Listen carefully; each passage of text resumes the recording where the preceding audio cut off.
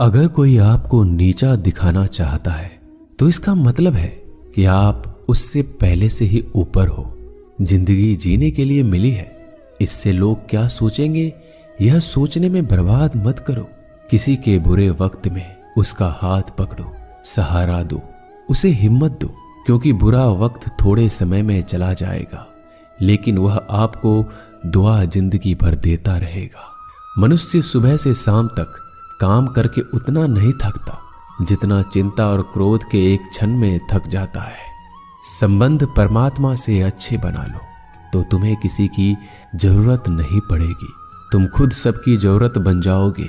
सलाह देने तो हजारों आते हैं लेकिन जब साथ देने की बारी आती है तो केवल भगवान आते हैं। जीतने के बाद तो सारी दुनिया गले लगाती है, क्योंकि जो आज आपके साथ है वह कल आपके खिलाफ हो सकते हैं। बिना मतलब के कोई आपकी इज्जत नहीं करेगा, लेकिन खुद को इतना काबिल बनाओ कि लोग बिना मतलब के भी आपका इज्जत करें। भगवान कहते हैं सोने से पहले तुम सबको माफ कर दिया करो और तुम्हारे जागने से पहले मैं तुम्हें माफ कर दूंगा।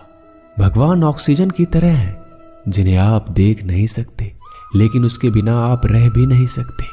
कोई और तुम्हारी मदद नहीं कर सकता, अपनी मदद स्वयं करो। आप खुद के सबसे अच्छे मित्र हैं और सबसे बड़े दुश्मन भी।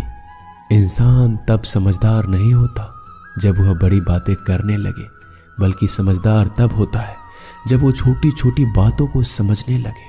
आप किस समय सही थे इसे कोई याद नहीं रखता, लेकिन आप किस समय गलत थे ये सब याद रखते हैं। सब दुख दूर होने के बाद ही मन प्रसन्न होगा, यह आपका भ्रम है।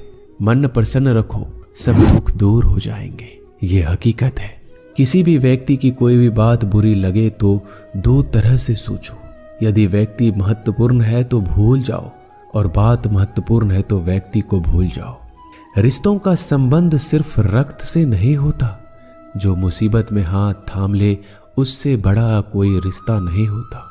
भगवान कहते हैं तुम सब कुछ मुझे सौंप दो, सारा दर्द परेशानी, और बिल्कुल हल्के होकर मुझे याद करो। धीरे धीरे तुम्हारा जीवन बदल जाएगा। हर रोज रात को सोने से पहले भगवान को अपनी पूरी दिनचर्या बता के सोएं। अगर आपके द्वारा किसी का दिल दुखा है तो मन ही मन उससे माफी मांगे। अगर आपका किसी ने दिल दुखाया है तो उसे माफ करके सारी चिंताएं भगवान को सौंप कर सो जाए। यकीन मानिए इससे आपकी जिंदगी खुशनुमा बन जाएगी। क्रोध बोला हुआ एक शब्द इतना जहरीला हो सकता है कि आपकी हजार प्यारी बातों को एक मिनट में नष्ट कर सकता है। सबको हंसाना लेकिन किसी पर भी हंसना मत। सबके दुख बांटना लेकिन किसी को दुखी मत करना। सबकी राह में दीप जलाना लेकिन किसी का दिल जलाना मत। यही जीवन की रीत है, जैसा बोओगे वैसा ही पाओगे। दुआएं और प्रार्थनाएं असंभव को भी संभव बना देती है। ईश्वर को ना हमारे तन की जरूरत है ना धन की, उसको तो बस पवित्र मन की जरूरत है। इसलिए वो हमें कुछ भी छोड़ने के लिए नहीं कहता, बस कहता है बच्चे मन से विकार छोड़ो, गंदे विचार छोड़ो। जो आने वाला है वो हमेशा गुजरे हुए कल से बेहतर होगा। यही एक सोच आपके जीवन में कभी निराशा नहीं होने देगी। झूठ कितना अजीब है, खुद बोलो तो अच्छा लगता है, दूसरे बोले तो गुस्सा आता है। खुशियां चाहे किसी के साथ भी बांट लो, पर गम हमेशा भरोसेमंद इंसान के साथ ही बांटना चाहिए। जीवन में समय चाहे जैसा हो, परिवार के साथ रहो तो सुख बढ़ जाता है, दुख हो तो बढ़ जाता है। सच्चा मित्र वही है जो उस समय में भी आपके साथ खड़ा हो जब सारी दुनिया आपके खिलाफ हो। आपके पास जितना भी है उसके लिए बार बार दिल से धन्यवाद कहें, हर वक्त कहें। यकीन मानिए जितना भी है वो जल्दी कई गुना हो जाएगा। प्रार्थनाएं और ध्यान इंसान के लिए बहुत जरूरी है, क्योंकि प्रार्थना में भगवान आपकी बात सुनते हैं और ध्यान में आप भगवान की बात सुनते हैं। श्री कृष्ण से कितना कुछ छूटा, पहले माँ छूटी, फिर पिता छूटे, फिर जो नंद किशोर मिले वो भी छूटे, संग साथी छूटे, राधा भी छूटी, गोकुल छूटा, फिर मथुरा छूटा। श्री कृष्ण से जीवन भर कुछ न कुछ छूटता ही रहा। नहीं छूटा तो वो था देवत्व, मुस्कान और सकारात्मकता। श्री कृष्ण दुखी नहीं, उत्सव के प्रतीक है। सब कुछ छूटने पर भी कैसे खुश रहा जा सकता है, ये श्री कृष्ण से अच्छा कोई नहीं सिखा सकता। इसलिए हमेशा खुश रहें, सदा मुस्कुराते रहें। जीतने का मजा भी तभी आएगा जब लोग आपके हार का इंतजार करेंगे। गीता में लिखा है, यदि कोई आपको अच्छा लगता है तो अच्छा वो नहीं, अच्छे आप हैं, क्योंकि उसमें अच्छाई देखने वाली नजर आपके पास है।